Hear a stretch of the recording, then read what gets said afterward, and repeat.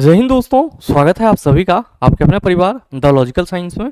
मैं हूं आलोक सिंह आतिश और आज के इस वीडियो सेशन में हम लोग डिस्कस करने वाले हैं आरआरबी टेक्नीशियन भर्ती 2024 के लिए साइंस क्या और कैसे पढ़े। जी हां दोस्तों, आप में से लगातार कई छात्रों का ये क्वेरी था कि गुरुजी आरआरबी टेक्नीशियन का सिलेबस क्या है, आरआरबी टेक्नीशियन ग्रेड 3 में हमें क्या पढ़ना है, साइंस और बेसिक साइंस एक ही है या अलग अलग है। तो इस तरह की क्वेरी लगातार छात्रों के मन में थी और कई सारे छात्र लगातार व्हाट्सएप पे मैसेज भी कर रहे थे कि गुरुजी आप इसका सिलेबस का एक वीडियो क्यों नहीं डाल देते हो।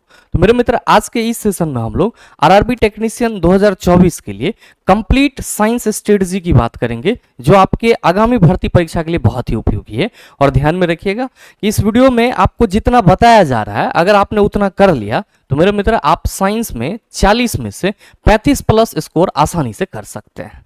आप कहेंगे सर क्या है रणनीति? मेरे मित्र ध्यान दीजिएगा, अगर हम लोग आरआरबी टेक्नीशियन की बहाली की बात करें तो आप सबों को मालूम है कि 2 पोस्ट के लिए इसमें बहाली निकली है। पहला है आपका टेक्नीशियन ग्रेड 1, जो कि आपका क्या है सर, सिग्नल के लिए, टेक्नीशियन ग्रेड 1 सिग्नल के लिए, और ये आपका लेवल 5 में है मेरे मित्र, जिसकी वैकेंसी टोटल कितनी है 1092। अब ध्यान देंगे कि इसमें बहुत सारे छात्र फॉर्म नहीं डाले होंगे, क्योंकि इसका जो क्वालिफिकेशन क्राइटेरिया था वो सर अलग अलग था। कई सारे छात्र फुलफिल कर रहे थे तो उन्होंने फॉर्म डाला है टेक्नीशियन ग्रेड 1 के लिए, कई सारे छात्र नहीं कर रहे थे तो मेरे मित्र उन्होंने टेक्नीशियन ग्रेड 3 के लिए फॉर्म डाला है। और आप ये कह सकते हो कि एक मेजोरिटी जो छात्रों की है वो किसके लिए है सर, टेक्नीशियन ग्रेड 3 के लिए। और मेरे मित्र इसको लेवल 2 के अंतर्गत रखा गया है। और नो डाउट आप सबों को मालूम है कि सर इसकी जो टोटल पोस्ट है वो कितनी है 8052, और दोनों मिला करके आपका टेक्नीशियन की जो टोटल भर्ती है वो कितनी है सर 9144। मेरे मित्र जब ये नोटिफिकेशन निकली थी तो वहीं पे आपको जो इसका एग्जाम प्रोसीजर है उसके बारे में भी बताया गया था। और अगर आप थोड़ा सा फोकस करेंगे सर किस पे, टेक्नीशियन ग्रेड 1 सिग्नल के एग्जाम स्ट्रक्चर पे, तो जैसा कि आप सबों को मालूम है कि सर इसमें आपको जनरल अवेयरनेस से क्वेश्चन पूछे जाएंगे, technician grade 1, general intelligence and reasoning, basic of computer and application, mathematics, basic science and engineering drawing. यानी कि टेक्नीशियन ग्रेड 1 में आपको 5 सब्जेक्ट पढ़ने हैं, जो कि आपका general awareness, reasoning, basic computer और मैथमेटिक्स और बेसिक साइंस इंजीनियरिंग ड्राइंग के रूप में होगा। अब छात्रों को यहां पे भी कंफ्यूजन रहता है कि गुरुजी क्या टेक्नीशियन ग्रेड 1 के लिए हमें साइंस पढ़नी होगी? मेरे मित्र, टेक्नीशियन ग्रेड 1 के लिए आपको साइंस नहीं पढ़नी है, आपको basic science and engineering drawing पढ़नी है।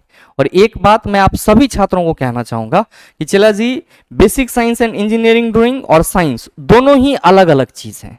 Basic science and engineering drawing की जब आप बात करते हो तो ये सीधा का सीधा आपका आईटीआई वर्कशॉप कैलकुलेशन का टॉपिक होता है, जबकि मेरे मित्र जनरल साइंस जो है वो आपके डेली लाइफ से जुड़ी हुई साइंस रहती है।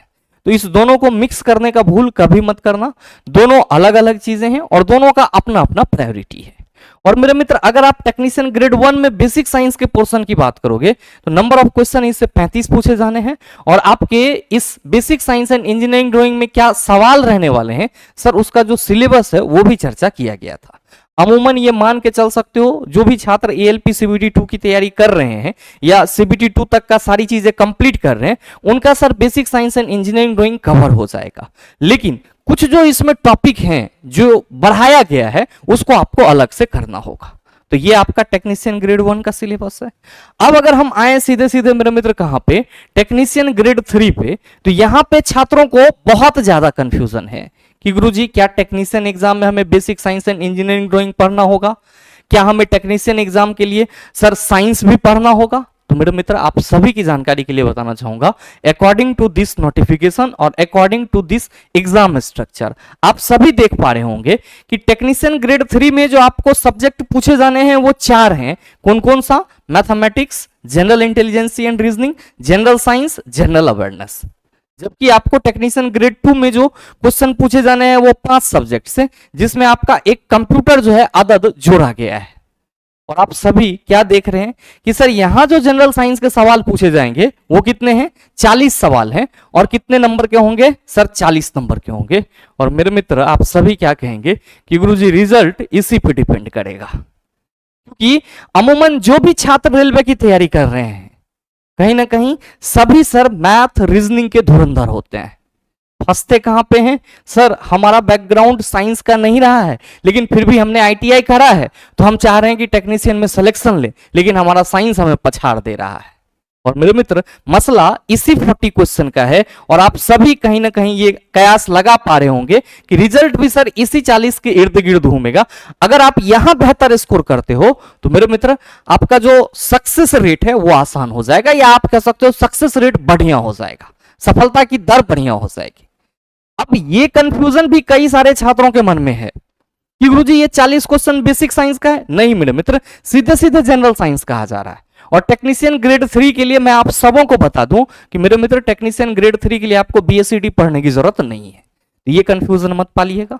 ग्रेड 1 वाले छात्र बीएससीडी पढ़ेंगे, ग्रेड 3 वाले छात्र बीएससीडी नहीं पढ़ेंगे। सवाल यहां पे है कि सर ये जो 40 क्वेश्चन पूछे जाएंगे इसका स्टैंडर्ड क्या रहने वाला है, इसका लेवल क्या रहने वाला है।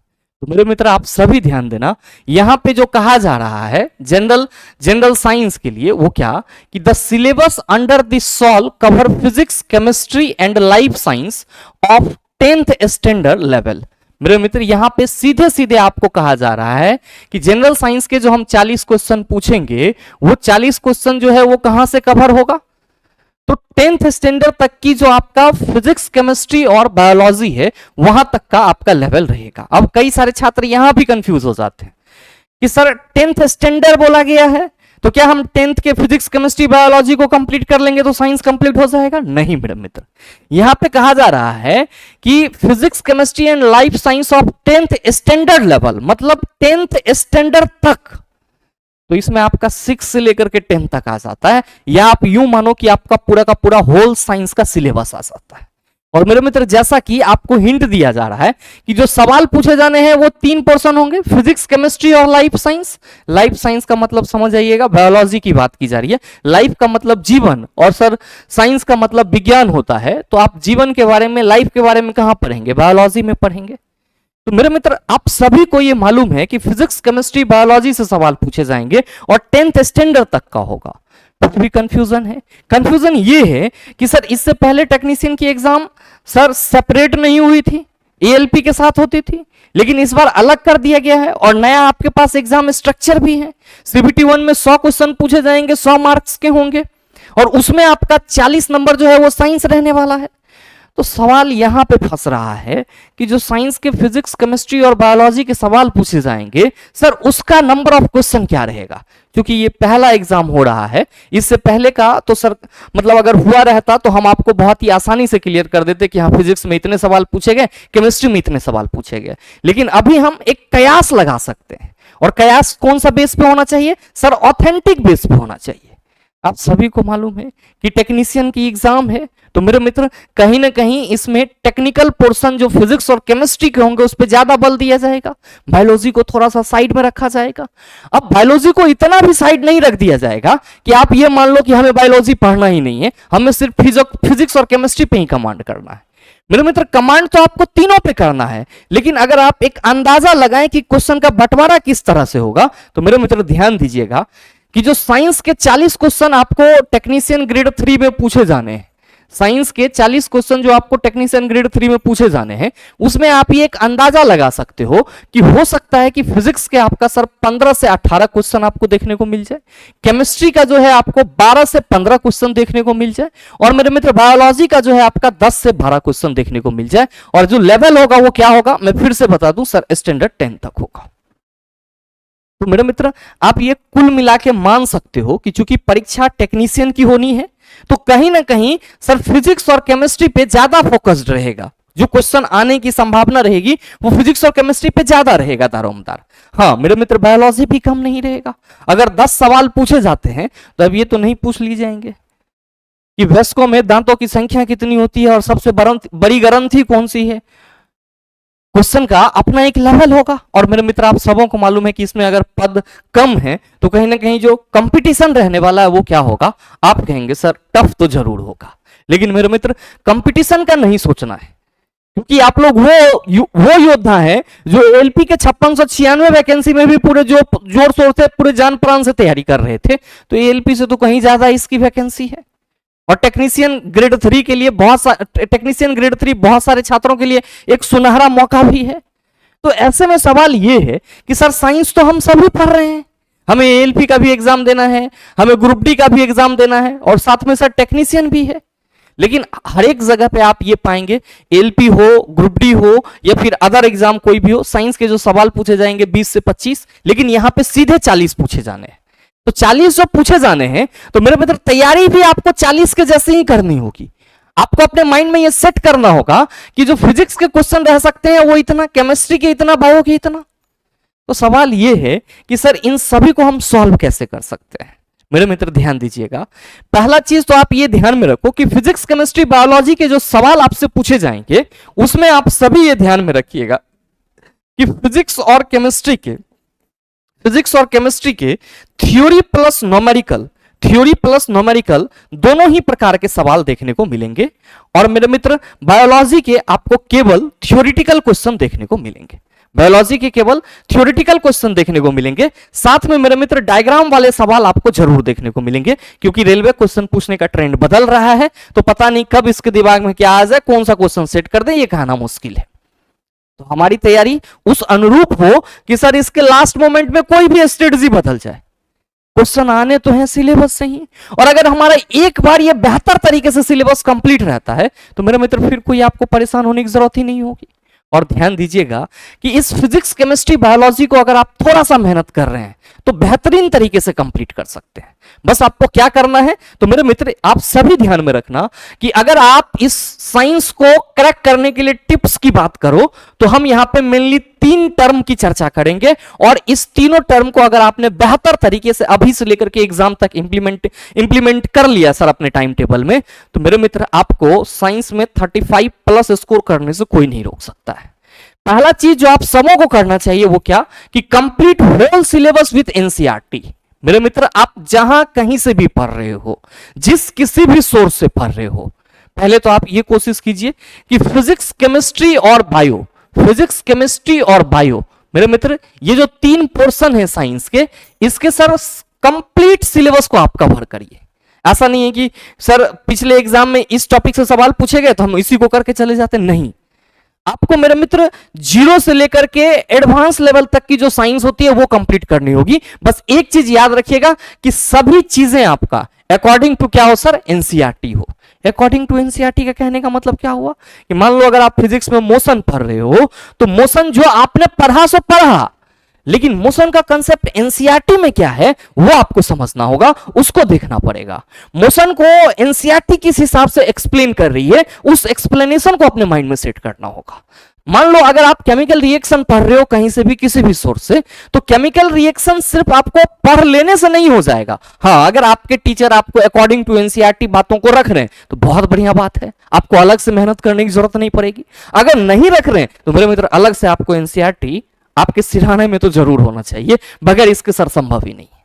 हमारे कहने का मतलब यह है कि फिजिक्स हो, केमिस्ट्री हो, बायोलॉजी हो, इसके जो भी चैप्टर हैं, जो भी टॉपिक हैं, वो पूरा का पूरा आपका अकॉर्डिंग टू एनसीईआरटी कंप्लीट होना चाहिए। मार्केट में मिल रहे किसी नोट्स को पढ़ लिए, मार्केट में मिल रहे किसी सर वन लाइनर को पढ़ लिए, उससे आपका समस्या का समाधान नहीं होगा, क्योंकि क्वेश्चन सर डेप्थ में जाकर के पूछे जाएंगे, क्वेश्चन अकॉर्डिंग टू एनसीईआरटी होंगे। तो अगर आप लैंग्वेज से पहले से रूबरू नहीं रहेंगे तो वहां तो मेरे मित्र लैंग्वेज आपका पसीना छुड़ा देगा, और उसमें भी सर 40 क्वेश्चन सॉल्व करना है। तो इसीलिए आप सभी अगर कहीं से भी सिलेबस को कंप्लीट कर रहे हैं चिला, तो ध्यान में रखिएगा कि पूरा का पूरा अकॉर्डिंग टू एनसीईआरटी हो।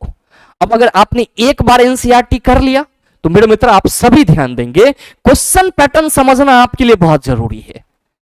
क्वेश्चन पैटर्न समझना बहुत जरूरी है, और याद रखिएगा कि क्वेश्चन पैटर्न समझने के लिए आप मात्र 2 एग्जाम का सहारा ले सकते हैं। पहला सर एएलपी एंड टेक्नीशियन जो 2018 के पीवाईक्यू हैं सर उसको, और सर दूसरा ग्रुप डी 2022 के जो पीवाईक्यू हैं, किसके सर, सिर्फ और सिर्फ साइंस के सर, इसका सहारा ले सकते हैं। क्या होगा, इससे आपको पता चलेगा कि जो क्वेश्चन पूछे जाने हैं वो किस हिसाब से पूछे जाएंगे। एएलपी एंड टेक्नीशियन 2018 के पीवाईक्यू आपको ये बताएंगे कि क्वेश्चन का लेवल क्या रहने वाला है और क्वेश्चन किस हिसाब से आपके सामने देखने को मिल सकता है। ग्रुप डी 2022 के जो सवाल होंगे वो आपको ये बताएंगे कि हम रेलवे हैं और हम किसी भी तरीके से जज्बात को बदल सकते हैं, और जो नया पैटर्न में सवाल पूछा जाएगा वो इस तरीके से पूछा जाएगा। ये 2018 और 2022 का कॉम्बिनेशन तो आपके पास रहना ही रहना चाहिए, ताकि आप क्वेश्चन पैटर्न को समझ पाओ। और मेरे मित्र, जब एक बार आप क्वेश्चन पैटर्न को समझ जाते हो और आपका पूरा का पूरा थ्योरी कंप्लीट हो जाता है, पूरा का पूरा थ्योरी कंप्लीट हो जाता है, तो याद रखिए मेरे मित्र, उसके बाद आप सिर्फ और सिर्फ प्रैक्टिस सेट लगाइए सर 40 क्वेश्चन का। क्योंकि अभी आप लोग जितना भी कर रहे होंगे वो सब के सब क्या हो रहे होंगे सर, 20 क्वेश्चन के, 25 क्वेश्चन के। लेकिन इतना करने के बाद आपको 40 क्वेश्चन का प्रैक्टिस सेट लगाना होगा। इसलिए लगाना होगा क्योंकि सर 40 क्वेश्चन सॉल्व करने के लिए आपको टाइम मैनेजमेंट भी देखना होगा, और जितना प्रयास आप एग्जाम से पहले करेंगे सर उतना आपके लिए फायदेमंद रहेगा। तो ये प्रैक्टिस सेट आपके लिए रामबाण होगा। और ये कब लगाएं सर? जब हमारा पूरा थ्योरी कंप्लीट हो, पूरा क्वेश्चन पैटर्न हमारा सर समझा हुआ हो, तब आप लगाएं प्रैक्टिस सेट। अगर आप ऐसे लगाएंगे प्रैक्टिस सेट, आप डिमोटिवेट हो जाएंगे, इसलिए कि आपको सिलेबस का कुछ पता नहीं चलेगा और सवाल आपको 40 सॉल्व करने हैं, तो आप 10 सवाल सॉल्व करेंगे, बोलेंगे ये सब्जेक्ट हमसे बनेगा ही नहीं। तो मेरे मित्र, किसी भी सब्जेक्ट को करेक्ट करने का सबसे बेहतर उपाय यही है कि पहले तो आप सर उसके पूरे सिलेबस को कवर करो, और फिर सर उसका जो PYQ है उस पे आप फोकस करो, और उसके बाद मेरे मित्र आप प्रैक्टिस सेट लगाओ, और प्रैक्टिस सेट लगाने के बाद आप सीधे एग्जाम हॉल जा सकते हो। आपको और कुछ करने की जरूरत नहीं है। अब ध्यान दीजिएगा कि फिजिक्स और केमिस्ट्री में आपको न्यूमेरिकल भी पूछे जाने हैं। अब न्यूमेरिकल से बहुत सारे छात्र परेशान रहते हैं, जबकि मेरे मित्र, मैंने कई बार अपने सेशन में बताया है कि चला न्यूमेरिकल का जो पैटर्न रहता है वो आपका फॉर्मूला बेस्ड रहता है। तो जब कभी भी आप फिजिक्स पढ़ रहे होंगे, केमिस्ट्री पढ़ रहे होंगे, तो उसमें आपको बहुत सारे ऐसे एग्जाम्पल देखने को मिलेंगे, बहुत सारे ऐसे सवाल देखने को मिलेंगे जो कि फॉर्मूला बेस्ड होते हैं। तो न्यूमेरिकल के लिए मेरे मित्र मैं आपको विशेष हिंट देना चाहूंगा। न्यूमेरिकल के लिए मेरे मित्र आपको विशेष हिंट देना चाहूंगा कि आप 2 चीजों पे फोकस करिए। पहला तो PYQ, और दूसरा मेरे मित्र NCERT के जो सवाल हैं उसको सर विद एग्जाम्पलर। याद रखिएगा, ये चीज आपको अलग से करना होगा। मेरे मित्र, जो PYQ है उसमें सर 2018 और 2022 के न्यूमेरिकल होना चाहिए। PYQ में जो हम लोग करेंगे वो पूरा नहीं, आप यहां मिक्स करेंगे तो आपको तो समझ में आएगी ही आएगी। यहां न्यूमेरिकल भी पूछे जाते हैं, लेकिन मेरे मित्र अगर आप सेपरेटली सिर्फ और सिर्फ न्यूमेरिकल करते हैं चैप्टर वाइज 2018 से लेकर के 2022 तक के, तो मेरे मित्र उससे क्या होगा कि जो क्वेश्चन पे पकड़ है वो आपका मजबूत होगा। और साथ में मेरे मित्र अगर आप NCERT कर लेते हैं विथ एक्सरसाइज और विथ एग्जाम्पलर, तो आप ये मानो कि आपने अपना पूरा पढ़ाई ही पूरा कर लिया है। और अब जो सवाल पूछे जाएंगे वो मेरे मित्र सिर्फ और सिर्फ इतना सही, इससे बाहर नहीं हो सकता है। ये पूरा का पूरा आपका सर टेक्नीशियन के लिए साइंस का स्ट्रेटजी हो जाता है। अगर आप इसको फॉलो करते हैं तो मेरे मित्र साइंस में आपको कोई परेशानी का सामना नहीं करना पड़ेगा। साथ ही मेरे मित्र आप सबों की जानकारी के लिए बताना चाहूंगा कि अगर आप में से कोई भी छात्र टेक्नीशियन भर्ती परीक्षा की तैयारी कर रहे हैं और आपको लग रहा है कि गुरुजी आपने जितना बताया है और जिस तरीके से बताया वो हम नहीं कर पाएंगे, तो मेरे मित्र आप सभी आ जाइए हमारे साथ साइंस स्पेशल लाइव बैच में। इसमें आपको कंटेंट के लिए रत्ती भर भी नहीं सोचना है। जो कुछ भी करवाई जाएगी सर एग्जाम रेलेवेंट होगी और NCERT के अकॉर्डिंग होगी। थ्योरी प्लस न्यूमेरिकल दोनों होंगे। साथ ही मेरे मित्र ध्यान में रखेंगे ये स्पेशल लाइव बैच जो है न सिर्फ आपको टेक्नीशियन ग्रेड 3 एग्जाम में काम देगा, बल्कि RPF, SI और कांस्टेबल, आगामी ग्रुप डी भर्ती परीक्षा, NTPC और JEE सभी के लिए सर कारगर साबित होगा। और मेरे मित्र ये बैच आपको कहां मिलेगा? द लॉजिकल साइंस एप्लीकेशन पे मिल जाएगा, जिसको आप गूगल प्ले स्टोर से डाउनलोड कर सकते हैं। और अगर आप इस बैच से संबंधित अधिक जानकारी चाहते हैं तो मेरे मित्र इस नंबर पे कॉल या व्हाट्सएप करके सर जानकारी प्राप्त कर सकते हैं। बहरहाल उम्मीद करते हैं ये छोटा सा वीडियो आप सबों को अच्छा लगा होगा। अगर आपको वीडियो अच्छा लगा तो वीडियो को लाइक कीजिएगा, ज्यादा से ज्यादा अपने दोस्तों के साथ शेयर कीजिएगा। और हाँ, अगर आप चैनल पे नए हैं तो सब्सक्राइब करके बेल आइकन दबा लीजिएगा, ताकि इस तरह के एग्जाम रिलेवेंट वीडियो का नोटिफिकेशन सबसे पहले आपके पास पहुंचे और आप उसको सबसे पहले देख पाओ। मिलते हैं फिर अगले सेशन में, तब तक के लिए best of luck. Thank you, have a nice day.